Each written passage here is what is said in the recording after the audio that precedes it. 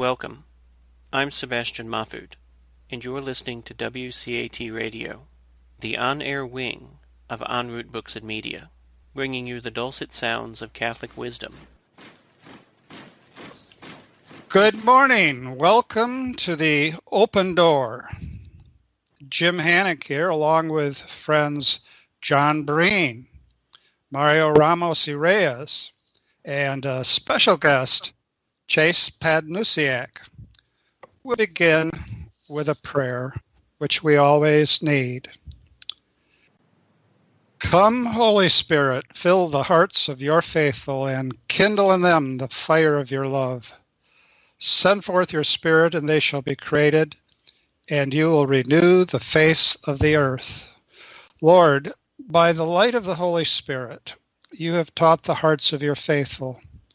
In the same Spirit, help us to relish what is right and always rejoice in your consolation. We ask this through Christ our Lord. Amen. This week, inspired by our guest, Chase, we're going to consider two themes.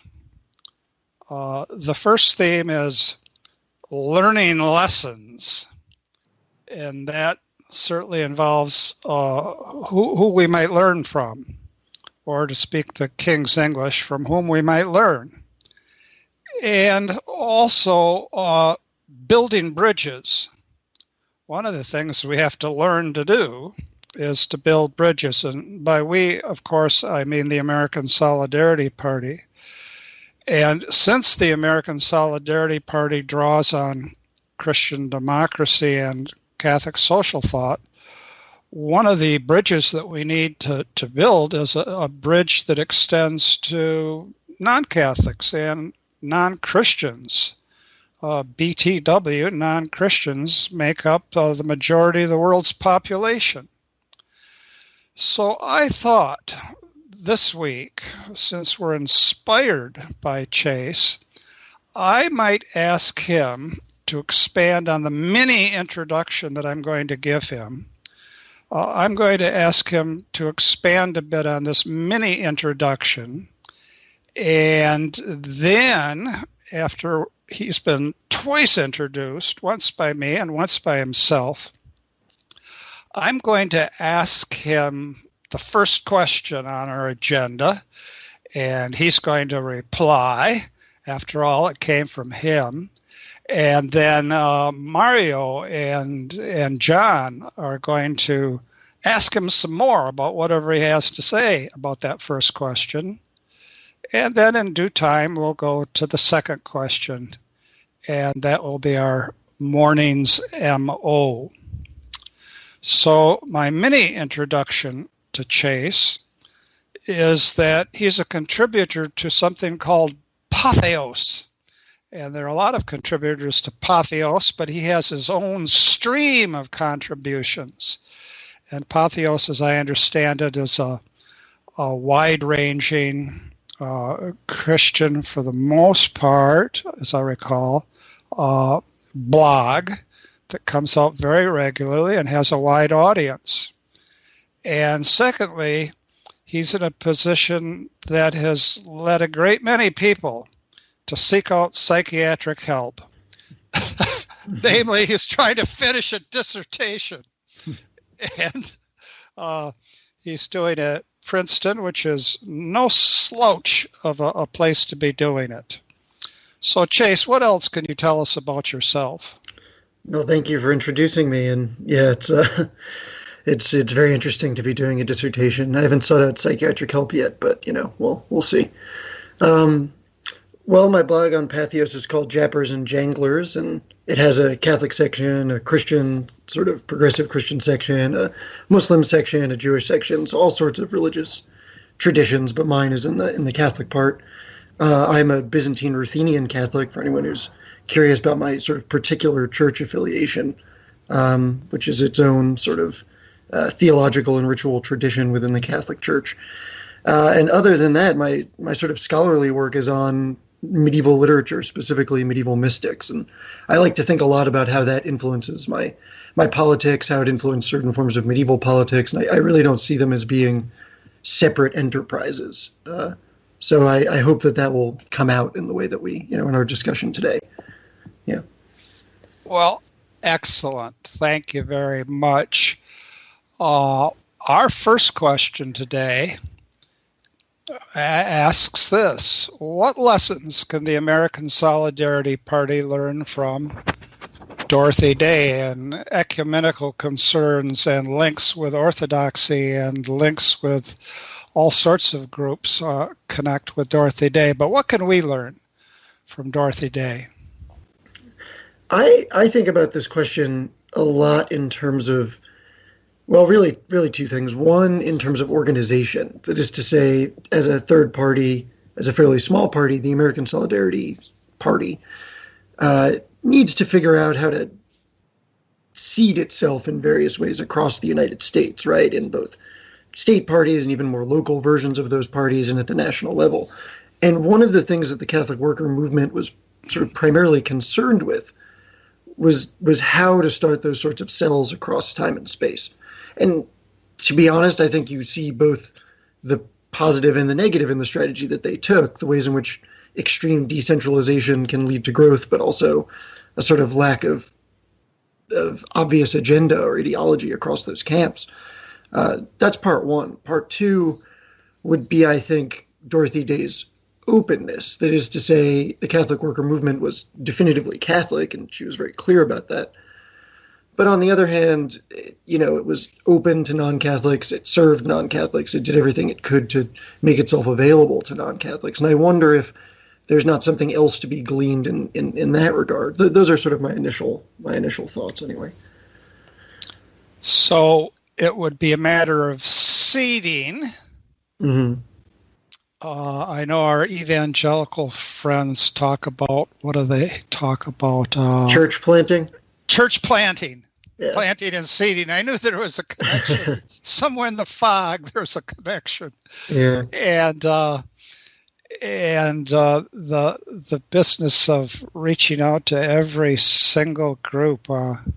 Gosh, I can remember being at Catholic Worker Summer School in the 60s at the farm in Tivoli, and we had the war resistors there. And I remember going to something related to the Catholic Worker, Friendship House in Chicago in the 60s and early 60s. And we had the Quakers there. So there was always that outreach and welcoming. I'm going to ask, we're going in order of not chronological longevity, but presence within the openness of the open door. I'm going to ask John Breen if he has some thoughts at this point. I'm still learning more about Dorothy Day. Just on the surface, and when I say surface, I'm going by a Wikipedia knowledge here. Full disclosure. Well, we were doing that just 10 minutes ago. Go ahead. Well, she comes across to me as a mover and a shaker. Complacent would not be the terminology that anyone could honestly describe her as. She took advantage of every tool in the toolbox there. Whether it was working with the anarchists to a degree, not compromising her own beliefs, but seeing the philosophy to a certain point and seeing the good in it. And I think that's a skill that, a lot of people claim to aspire to, but they're not able to strike a balance, between the two, between their own personal convictions and also taking on the platform of the anarchist party. Or party or whatever movement it was. So she was able to strike a balance between the two, see the good in both, and kind of draw out the good in it. So that's, and I'm, like I said, I'm still learning more about her. But kind of like what I said, she used every tool in the toolbox. in whatever was out there. And she wasn't, just sitting back and trying to see how it all was folding out. She was in the fray, and she was in the thick of it. One terminology would be that she was in the trenches. So that's kind of my surmising that, she saw people, at face value, and actually saw them, actually encountered them in a certain way. So that's my 2 cents on the matter right there. I think that's an excellent 2 cents. Anything to add to that first reflection, Chase? I think it's a good point.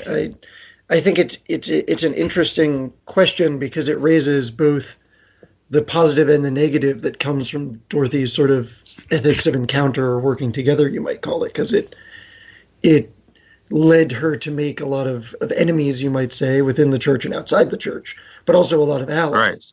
Right. And so I think, I guess I'd be interested in unpacking what we can learn from it and also maybe learn to avoid or learn what the dangers or risks are in that approach, things like that. But I think it's well put. Yeah. Okay, Mario, thoughts? Well, the question then is in front of us is about Dorothy Day. What can we learn from her, or the Solidarity Party can learn from her? I would say from the get-go that we shouldn't, or at least I don't see her on political terms. I see her as a witness of the gospel. Because her approach always has been or was non-ideological. She was looking for another people's heart. She was looking for an encounter, the encounter of Christ that they saw in her. And so that he didn't really begin with any structure, any institution, rather than a movement of the heart. A group of people start being moved by what? Moved by the fire of Christ. In that sense, he began with what always she emphasized in her memoirs, the loneliness. She said, well, we need to belong. Human beings need to belong to some place because our identity begins in a community. In other words, we are a company, and this is what the church is all about. We are together here on a journey. We have a destiny. The destiny is not exclusively political or ideological. It's an ultimate destiny. Yet, we need to contribute to build that destiny, build the kingdom.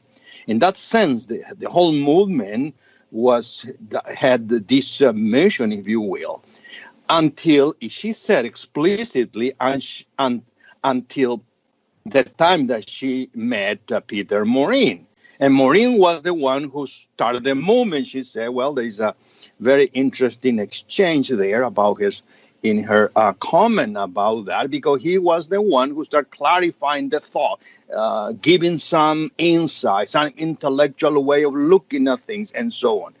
So, and I think what we can learn from that is we don't build a political party on mere institutional structures. We don't build a political party only in some ideological consensus.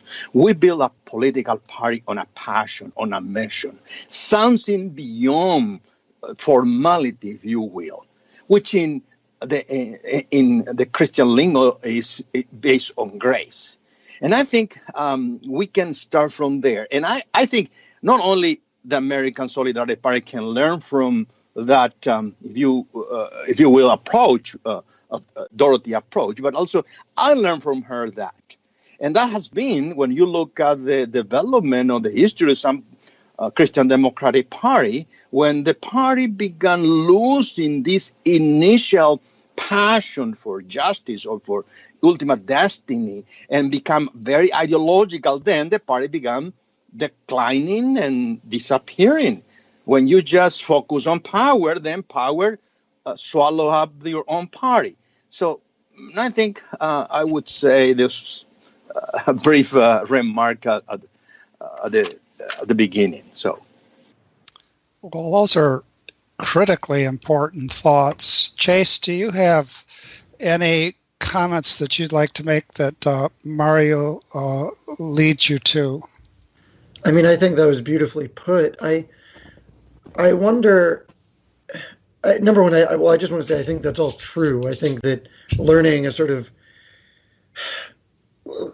about the way in which the Christian mission can inspire a movement from Dorothy Day is probably one of the most important things a party or an individual could learn from Dorothy Day. I mean, she's in some ways very responsible for my becoming Catholic in the first place, or at least is one of the people around whom I built a Catholic identity or came to understand myself as Catholic through, which is its own sort of story, not related to this particular radio interview. But I do wonder if we can so neatly categorize into non-ideological and ideological the way in which the Catholic worker movement worked, and therefore the way in which a political party like the American Solidarity Party might work.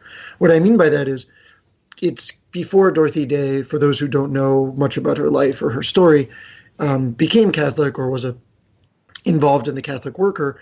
She was involved with a lot of sort of deeply left-wing trade union activism with, as John mentioned, communists, anarchists, people like that.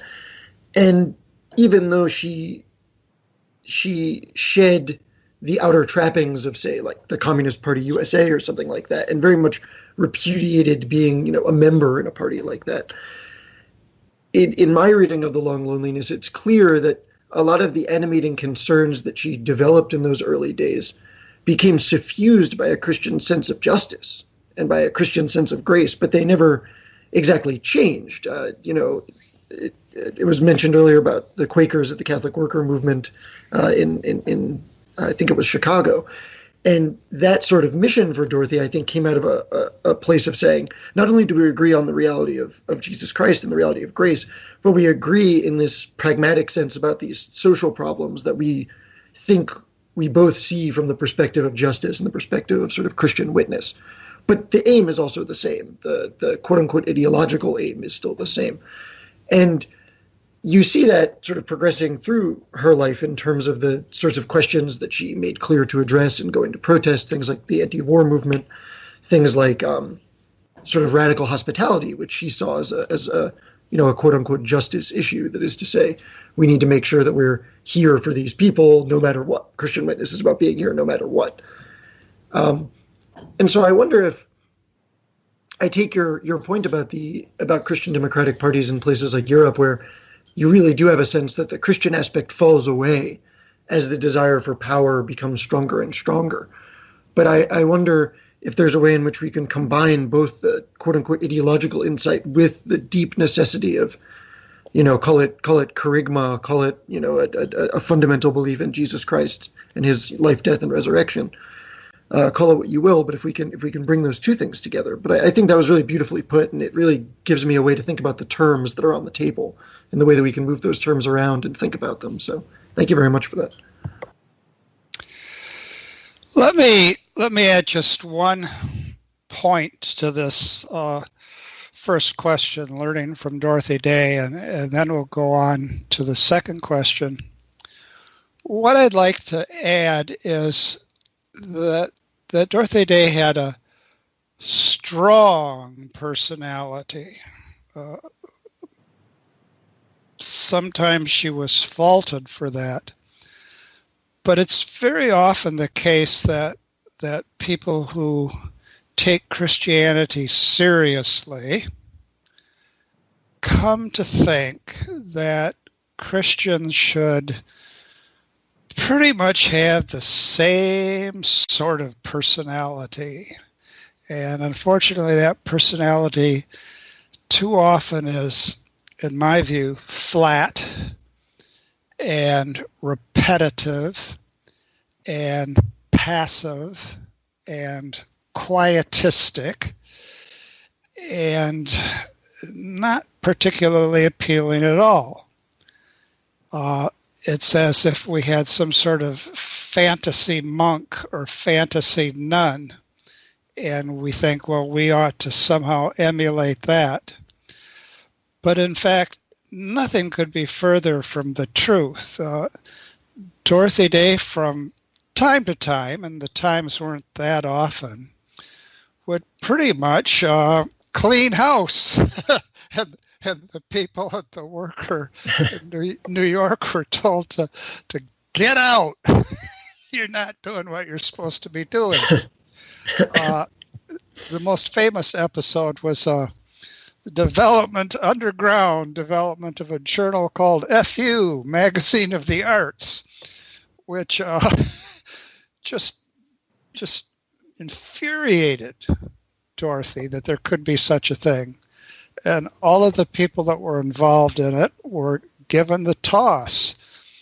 And from time to time, if you read her diaries, it wasn't often, but from time to time, she'd take 2 or 3 days off and mostly cry during those 2 or 3 days because she was so exasperated with what was going on.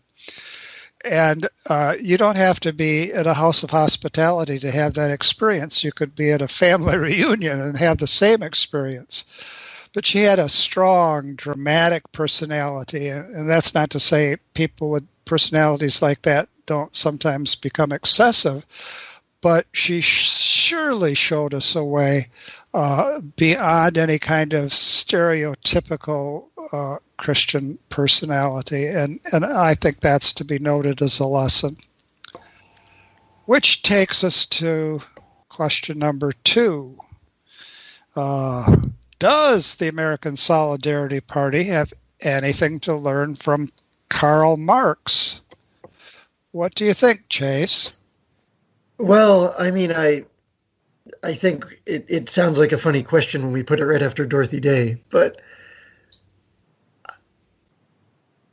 I'm tempted to say that yes, in several ways, but in one very important and particular way, which is that the thing that I most learned from reading Marx for the first time several years ago was a certain kind of emphasis on understanding what puts people where they are. And here I'm not talking about, the construction of communism or most of what you'd see in the Communist Manifesto. I'm talking more about the sort of thing you would get if you read Capital or the Critique of the Gotha program or something like that, or even his letters, where you get this sense that Marx was preoccupied and almost driven mad by trying to understand how there could be so much inequality in a society. And he thought that the only way to address that inequality was to understand where it comes from. I mean, that is to say, the structures that are in place that make it possible. I think, as you put it a minute ago, that there's perhaps a Christian personality that's become common, or at least is what people think ought to be the case, that is quietistic or perhaps sees the precise workings of divine providence in the minutiae of where people find themselves in life, and doesn't really see it as the responsibility of the Christian individual or of the church to act to understand and redress how those things happen. And I think that someone like Karl Marx, who thought deeply about this problem, whether or not you sort of agree with his conclusions. I happen to think his conclusions are pretty nebulous. It's not really clear what he means in most cases, but that someone like that who really thought about how people ended up in those situations, who thought about how it is that the grand scale unites with the particular, how it is that a community like Flint, Michigan, or many cities in the Midwest, what people have called the Rust Belt, could be sort of left behind by global financial and industrial systems. That understanding how those things happen is an integral part of what it means to organize a movement or a party to address questions in a modern societal context. And if there's a sense in which Christians in contemporary society tend to not want to ask that question or talk around that question, I think that makes him a sort of pivotal person to look to and to draw some inspiration from. So if we want to understand things, we have to come to understand how they came to be the way they are. John, what say ye? On the surface, I kind of thought that what we could learn from Karl Marx was how to not do anything, with this whole emphasis on world revolution. But the more I thought about it, basically he identified a problem, and that was the growing gap between rich and the poor, where he identified that the rich were in fact exploiting the workers, the proletariat, and that they were being despoiled for the benefit of the bourgeoisie. The only problem, I think, on the surface, this is that he had the wrong solution, where instead of embracing the relationship between capital and labor, he wanted to take away capital and just focus on labor.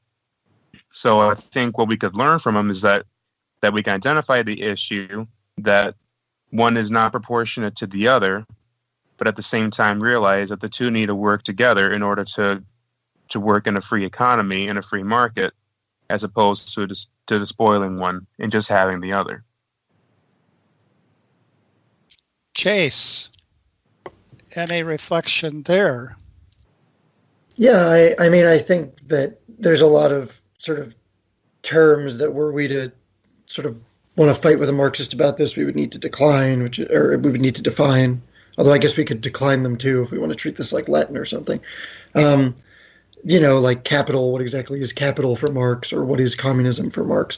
I do think that insofar as the American Solidarity Party is a Christian democratic party, and obviously not the industrial workers of the world or something like that, it's probably true that the solution that it will decide to come to is going to be markedly different, or the set of solutions that it decides on will be markedly different than what the Bolsheviks or something would have thought. That's true. I do wonder if, in reflecting on that, on the differences that might emerge in solution, it might ask us what the possibilities are that lie beyond what is typical of the American context. In other words, I think one of the most important things about thinking with Marx as someone who's in the United States, who's in America, is the ways in which a lot of the things he thinks in terms of or talks about are not really represented on our sort of spectrum of problems and issues. So I wonder if we could add that to the idea that the solution he has might not exactly fit. That is to say, think about the options that he offers us that aren't typically there in the sort of two-party environment that we experience for the most part. Which is one of the reasons why the American Solidarity Party is critical of what we call the duopoly. There have to be more options. Mario, join in, please, at this point. Well, the question is quite difficult and quite broad. I would say from the beginning, what do we have to learn from Marx? I would say not much.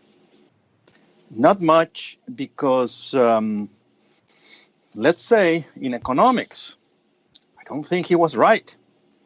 Ideology, he was not right. Politics, look Cuba. Communism, the last stage of history, look Cuba. Look Venezuela. Perhaps I would concede something about alienation. When the worker gets separated from the product of his work, yes, for there, we may have some reflection about the situation of the working class in the 19th century. But if we read carefully Leo XIII, Rerum Novarum, there we will find that not much of what Marx said was not already known and addressed by some Catholic social thinkers in the 19th century. Yes, we can commend Marx for his commitment, with his passion, his relationship with people to some extent.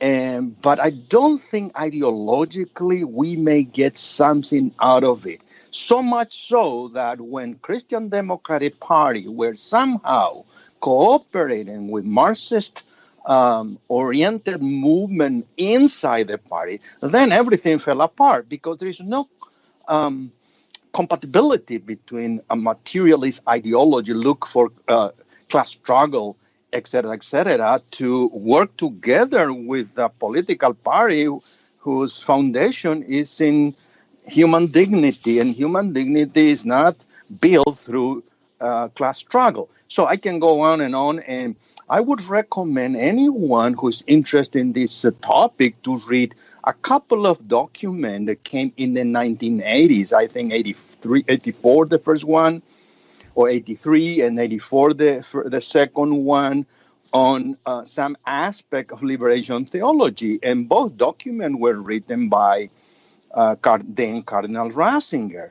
Very balanced, very thorough about the limit of any materialistic interpretation of history, the temporalization of history, how to cooperate with those with this view, etc., etc. And the second one also is developed even further than that. I'm not suggesting with this that we need to go and cooperate with highly structured and conservative system, ideological system. What I'm saying is that to get something out of Karl Marx, we need to be very, very careful and nuanced, because I just have some friends, and I have visited some Cuba and the Eastern Europe in the 1990s after the whole openness on the fall of communism. Well, I'm not sure we can learn much from that era. That's my Chase, view. Chase, thank you. Chase, is that too grim, or is he reminding us of some truths that we sometimes forget? That's well, I mean, I think this is maybe the beauty of the American Solidarity Party, is that Maria and I can be sort of so far apart on this question and yet in the same room talking, and civilly and well, and I appreciate that.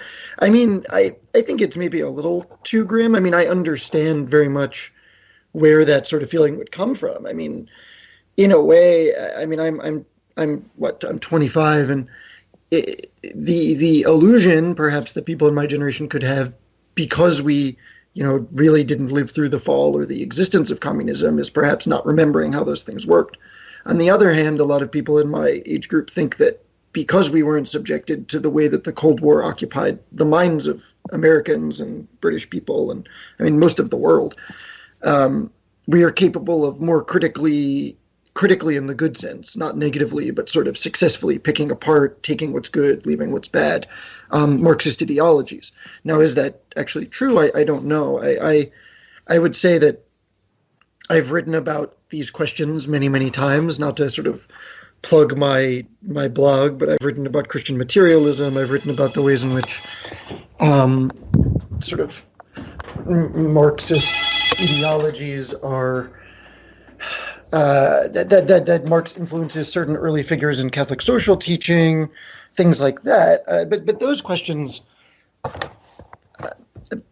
I guess I would say yes. I do think that to some degree that diagnosis might be a little bit too grim. I think what is true about that is that you do need to be very, very careful, because there are ways in which certain modes of thinking can sort of take you over and decay you from the inside, for lack of a better way of putting it.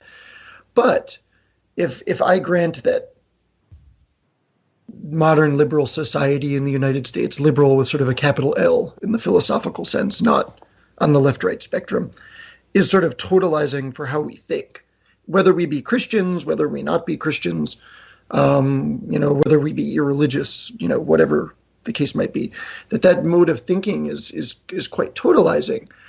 I think that in and of itself means that there's a certain kind of value in looking to someone like Marx, who is not merely illiberal, is not merely trying to turn the clock back, which I think is a real danger for certain forms of conservative politics, but who wants to take the ideology of the world as it exists today and figure out how that can be developed or changed from within it.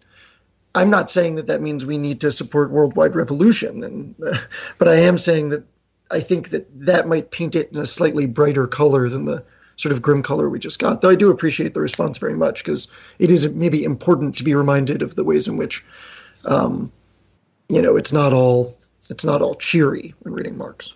So yeah. Well, there's a whole lot of history that we can't forget, and a whole lot of people don't even know about big chunks of the history. And so that has to be part of our discussion always. I'd like to add a couple of points, and the only way I could unite them is to say that they're random thoughts, but then random thoughts are my specialty. First random thought is, gentle listeners, you probably heard a phone go off in the background.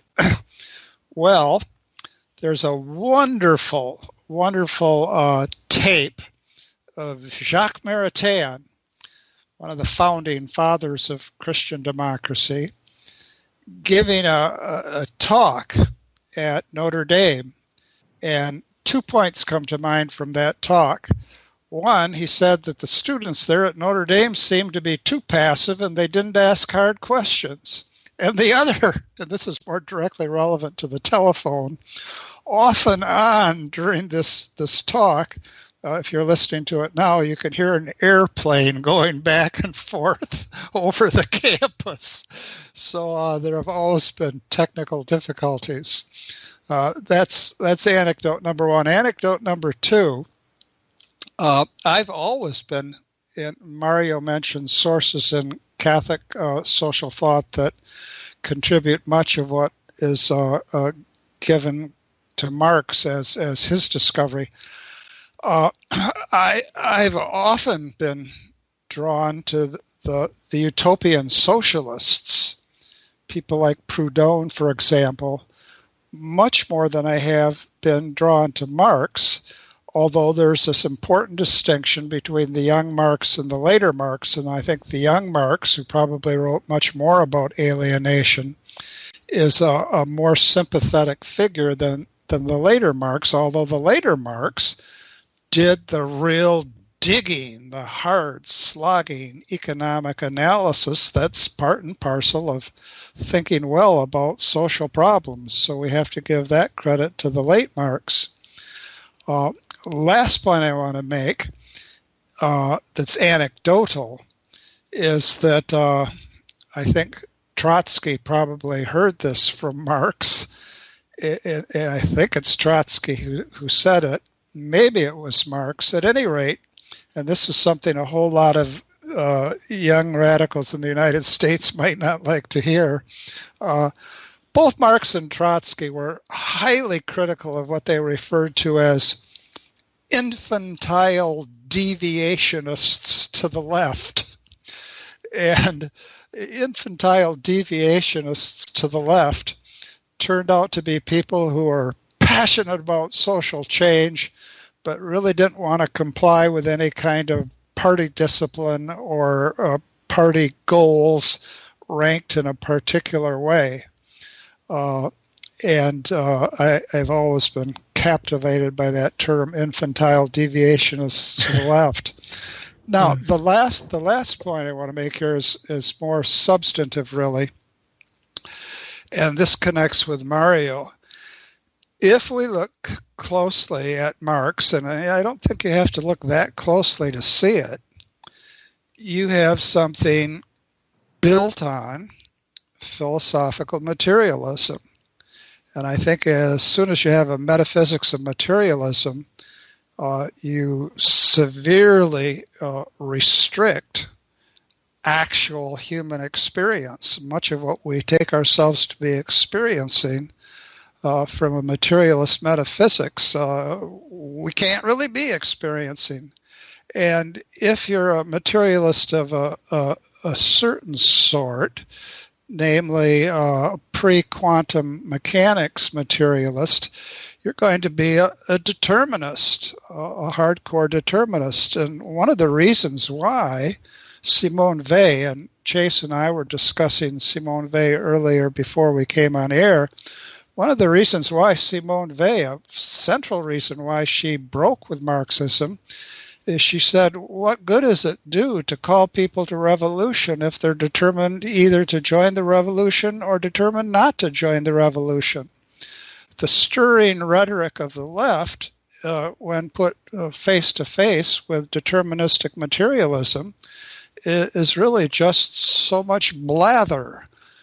And of course, then a last point that Mario made is that insofar as Marx, the later Marx, wants to treat human relations in materialistic and deterministic forms, he would propose a hard science of historical development. But that hard science, if we treat it as such, has simply been discredited. So I think what we learned from Marx has to get around the materialism, get around the determinism, and get around a kind of a limited understanding of what science is about. But all of those things are treated in big books, and we're here on an hour-long show. And Mario was wondering about this. We've got 20 minutes left and 2 whole questions to go, and that doesn't mean we're going to rush, because one of the things about a Friday show is there's always next Friday. Mario, Jim, yes. Jim. Yes, Mario. Let me recommend something. Unfortunately, the edition that I got is in Spanish. Wow, That's good. Well, but this is an eye-opening text book. It was written a couple of years ago by 2 extraordinary intellectuals from Chile. Anyone who know a little bit about the history of Christian democracy know that Chile was the place where Eduardo Frei, the most important Christian Democrat in the 20th century, became president. And he was deposed at one point. Not deposed, was elected. Salvador Allende, who brought the coalition of left-wing politics, and then you had the coup d'etat. So you have all the ingredients there, going from Christian democracy and then a socialist political party and then a dictatorship. So this book is a memoir of 2 extraordinary Chilean intellectuals, and the title is Dialogue Between Converts. Dialogue Between Converts. And the writers are, first, is Roberto Ampuero, who is the current foreign minister of Chile. He's the current foreign minister of Chile. And the second one is another extraordinary sociologist, Mauricio Rojas, who just happened at this point today speaking in Spain in a forum for open democracy. But nevertheless, when you read this book, it's an account of 2 former guerrilla leaders who were in the resistance against Christian democracy, against everything there. And slowly, beginning in their exile after the dictatorship took power in Cuba, because they moved to Cuba and moved to what was the Germany, the East Germany in the 1980s. Slowly began exploring all the claims proposed by Marx, Marxism, Latin American Marxism, Orientalism, progressivism, and so on. And so both here in this book, in a dialogue showing how they slowly become aware of the extraordinary form of tyranny imposed by the Marxist claim. Now, you can go and say, well, no, there's Leninism. And so if you read the book, you have witnesses of the first rank still active. And they never became Christian. They are both are agnostic. Both are, in some ways, are materialist. But then they said, this system doesn't work. This system steals human freedom. This system prevent things from going forward. The economic system is not working. So do we have example? Okay, if you have a patient look some video from what is happening in Venezuela, you will see in firsthand what is happening there. So I would strongly recommend you read English. Read here conversos. In other words, a dialogue between 2 individuals whose commitment as a young people was when the far left, the outlaw far left, we can add that. And so, and I have been a witness myself to this, but I don't want to give myself a witness, but read this. It's not just something that is in the intellectual, theoretical books. That was somehow implemented. And there are people who implement, they are the one who say, hey, here there's been some problems and great problems. Jim, could I? Yes. Oh, sure, Chase. Yes. By the way, to anybody here, always, every Friday, I try at some point to remind everybody: say what you have to say when you want to say it. Adelante.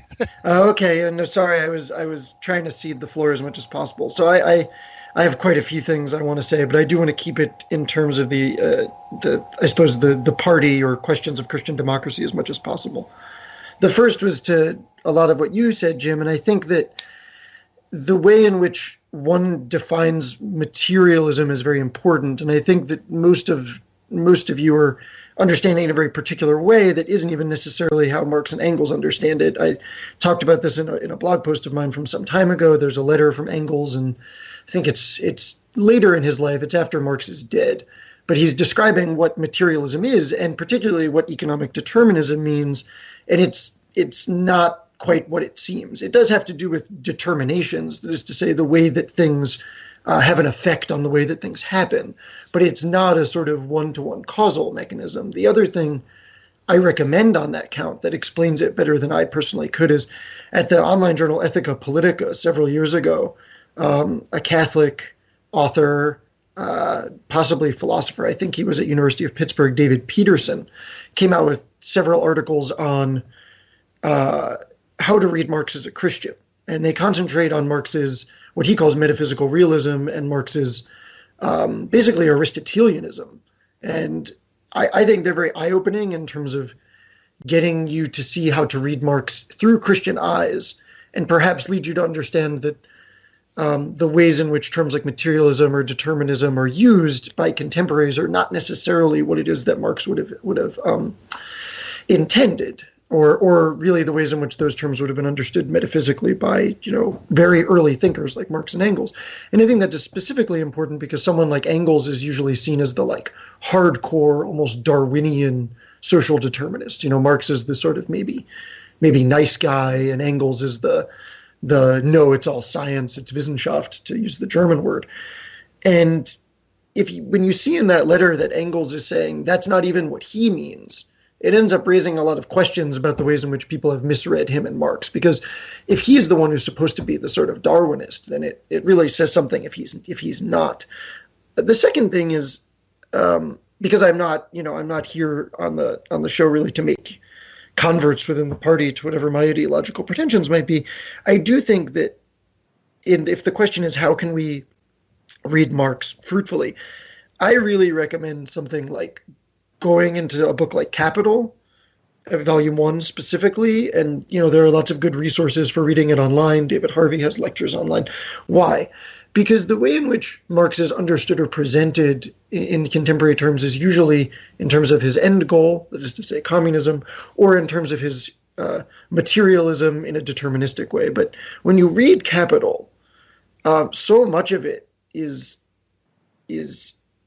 honestly what today we might call investigative journalism. I mean, it's partly economics, and we can disagree with whether the labor theory of value is correct and things like that. But when you read the book, when you really take the time to try and understand it, I think it's hard to come away with the idea that we're dealing with a cold-hearted tyrant, or someone who wants that, or someone who's not actually deeply emotionally invested in the injustices suffered by the vast majorities of people, and not just factory workers, but farmers and people who are in what we would now call the precariat, that is to say, people who have 6 jobs, all of which are, driving Uber and delivering for DoorDash and things like that, where there's no sort of safety net in place for that person. I think my last point would be, because I've tried to address what you said, Jim, and to some degree you said, Mario, and I thank you both for responding. The last thing I would bring up is that I don't know that we should make the mistake of necessarily identifying Marxian analysis, that is to say, what Marx talks about in Capital, the ways in which he analyzes capitalism, with like Marxist theories. And I don't just mean Leninism here, I don't just mean the Bolsheviks, but I mean the vast array of forms of Marxist theory that, you know, came into existence, some of which took power in places like Cuba, some of which did not. I would want to separate out what it says in a text by Marx from the sort of parties that came and decided to set up what it is that he meant. Because those really are, I think if you read Capital, you'll see two different things, because he doesn't really talk about communism in Capital. And so when I posed the question, I was most interested in that aspect, which is like, if you sit down and read Karl Marx, you know, what issues might most arise to consciousness for you? And along the way, I hope I've tried to clarify some of the terms that have come up. But I mean, for me, that was the fundamental sort of essence of the question. All right, thanks for letting me talk again. Sorry. That's fine. I think a whole lot of Christians would say, well, you know, there's prosperity gospel people on the radio, but that has nothing to do with the New Testament. Why don't you try reading the New Testament? Yes. So we have to go back to the sources. That's for sure. Let me, and I'm sure Chase would want to say there's a distinction between what was made of Marx and Marx himself. Because Mario mentioned a particular book, let me put in a plug for a book that really I found to be very revealing in terms of where we are today, except this was written 30 years ago or 35 years ago, or God, could it be true, 40 years ago. The fellow who started the New Oxford Review is a fellow named Dale Vree, and Dale Vree knew very well the folks at Berkeley and the free speech revolution, free speech movement. And after working with them for a time, he thought that they were mostly infantile deviationists to the left. And so he left Berkeley and went to East Berlin. And when he got to East Berlin, he found that, well, I don't know what these people are. They're not infantile deviationists to the left, but they're largely corrupt. They're wholly authoritarian. And, well, I'm here, left Berkeley. I'm here in East Berlin. I imagine it was East Berlin. What should I do? So he started to look around for dissenting voices in East Berlin, and he found them where he least expected them. He found them among evangelical Christians. So he returned finally from East Berlin, went back to Berkeley, spent some time in between teaching at Antioch, and then founded the current version of the New Oxford Review. And at one point, he went to Rome to talk about his experience, and he proudly introduced himself to the then Cardinal Ratzinger as a social democrat. So he didn't become a Republican. He didn't become a Democrat. He became what today I think we would probably call a socialist in some sense. At which point he reports, Cardinal Ratzinger said, well, good, that's very interesting. That's still another possibility. So all of us have these stories to tell, and they're important stories, and let them be told. And I think we have time for one more question that we can scratch the surface of, and then we usually end 2 minutes before the hour for clock watchers, and I am chief among clock watchers with a closing prayer. But the third question is, to what extent are the terms left, right, and center important in building a new politics of solidarity? Left, right, and center. Chase, should we be talking about who's left of the right and where are they in regard to the center, and will that get us very far? A lot of the time, no, I think. And I just want to say that was a great story about the New Oxford Review founder. I thought that was very both funny and sort of enlightening. But, I mean, I think my short answer would be to some degree no, but I do think that there are ways in which it can be helpful. I think there are ways in which if someone tells you, I am or let me say this. If someone says I am a centrist, the problem is that can mean about 400 billion different things. That could mean anything from I am a sort of third way Clinton Democrat who is fairly pro deregulation but socially liberal. It could mean that someone is a certain form of Christian Democrat in their view, that is to say they are okay with fairly high degrees of market regulation for the American context, but are fairly socially conservative. And that sort of block ends up cut up in a lot of ways. And then if you look to the left, some of the people I hang out with and people I know from on campus are think of themselves as on the left as socialists and would sort of balk at the idea that Hillary Clinton or something like that should be included. And you see a similar phenomenon on the right. I mean, if you talk to or go on Twitter and look at certain, forms of far right discourse on Twitter, like they have no respect for quote unquote rhinos or people in the Republican Party who they see as being insufficiently to the right. So in that sense, it can be very difficult to use those terms indicatively because they mean very different things depending on who's talking about them. That said, I do wonder if there's not a normative sense in which, and I see we're getting low on time, so I'll try and be very fast, a normative sense in which in the American context generally that when someone says something about their economic or social views on the left of or the right, those indicate certain directions. Someone might be quote unquote economically left and socially right, or socially left and economically right. So when you start to give them those sorts of qualifiers, I think they can become a little bit more useful for understanding, where someone is or where someone is at. But that doesn't mean that universally they're a sort of valid way of understanding where people are, because the reality is that people cut it up in very, very different ways. Yeah. Yes. If left, right, and center are going to be of much use, then we have to have a lot of qualifications. It's interesting where that business of left and right started. Jacques Maritain talks about that, and he says it all began with the French Revolution, and left and right were terms that developed there, but that's been hundreds of years, and it'd be surprising if it said very much without a lot of qualification.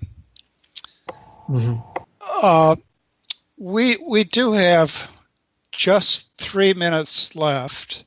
I wonder if John or Mario have a minute and a half worth of comment, either one or both. Uh-oh. 3, 2, well, hey, here he comes. All right. So, I think we need to discuss more about this topic. I think it's very interesting. I agree that to call someone left or right is very, very confusing sometimes, and as a worldwide phenomenon, I think. When you look at the traditional political parties in Spain, in France, and in Latin America, what in some countries is left, in the other country may not be left. So perhaps we need qualification, we need to be more specific. And yet, what I would emphasize finally is that we are ending up discussing ideologies again. Perhaps that is the crux of the problem. When we run into ideologies, then we start having disagreement. And I wonder sometimes, is that not was the intuition of Dorothy Day and also Peter Morin, that we need to move beyond ideologies and establish our way of looking at things from the Christian experience as a movement, not exclusively ideological, even though we may use as a means to understand public policies and ideologies. But yet, when you start discussing this issue, we get in this difficult situation, if you will. We certainly do, and next week we're going to have a socialist on, so we'll see how we handle that. We'll have Christy Yao do the interviewing, at least to get us launched. Let's end with from the liturgy of today's gospel, from the Gospel according to Mark. When Jesus returned to Capernaum after some days, it became known that he was at home. Many gathered together so that there was no longer room for them, not even around the door, and he preached the word to them. They came bringing to him a paralytic carried by 4 men. Unable to get near Jesus because of the crowd, they opened up the roof above him. After they had broken through, they let down the mat on which the paralytic was lying. When Jesus saw their faith, he said to them, "Child, your sins are forgiven." Now, some of the scribes were sitting there asking themselves, "Why does this man speak that way? He's blaspheming. Who but God alone can forgive sins?" Jesus immediately knew in his mind what they were thinking to themselves, so he said, "Why are you thinking such things in your hearts? Which is easier, to say to the paralytic, 'Your sins are forgiven,' or to say, 'Rise, pick up your mat and walk'? But that you may know that the Son of Man has authority to forgive sins on earth," he said to the paralytic, "I say to you, rise, pick up your mat, and go home." He rose, picked up his mat at once, and went away in the sight of everyone. They were all astounded and glorified God, saying, "We have never seen anything like this." Thank you, listeners. Thank you, panelists. Thank you, Sebastian, for splicing things at the end in order to meet the time. And we'll be back next week. And anybody who wants to be back next week with us, that includes you, Chase, and for sure our stalwarts, John and Mario. We'll be here, same time, same station, and I'll be sending you a set of questions generated by Christy and tweaked by yours unruly. God bless. Have a good weekend. We hope you enjoyed the program and will join us back for another show on WCAT.